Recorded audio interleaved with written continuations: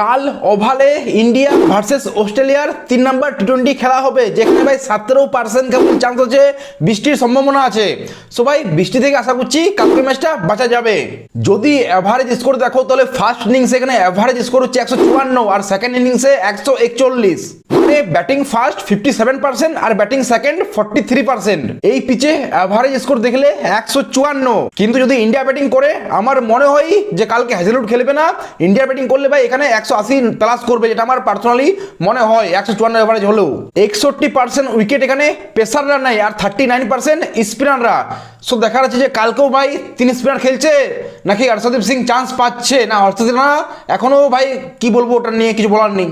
Last 10টা ODI match দেখলে Australia জিতেছে কেবল 2টো আর ইন্ডিয়া জিতেছে 8টা। আমি ম্যান পয়েন্টগুলো বলে দিলাম, বেশি ডিটেলসে অ্যানালাইসিস করছি না, কারণ ভাই কালকে ইন্ডিয়া আর সাউথ আফ্রিকার ওয়ার্ল্ড কাপ ফাইনাল, যেটা আমি তো ভাই অ্যাটলিস্ট মিস করছি না, দুটো খেলা একসাথেই। তো ভাই এখানে আমি ডিটেলস অ্যানালাইসিসও করছি না, জাস্ট শর্টে একটু বলে দিলাম। আর হ্যাঁ, ইন্ডিয়া ওমেন ভার্সেস সাউথ আফ্রিকার যে ফাইনালটা আছে ওটাতে বৃষ্টি কে জিতবে, কত রান হবে, কে ম্যান অফ দ্য ম্যাচ হবে, একটু জেড আমি ডিসকাস করেছি ওই ভিডিওটাতে। তোমরা আমার চ্যানেলে গিয়ে লং ভিডিওতে চেক করতে পারো। আর চ্যানেলটা প্লিজ সাবস্ক্রাইব করে দাও। দেখা হচ্ছে পরের ভিডিওতে। Take care, see you.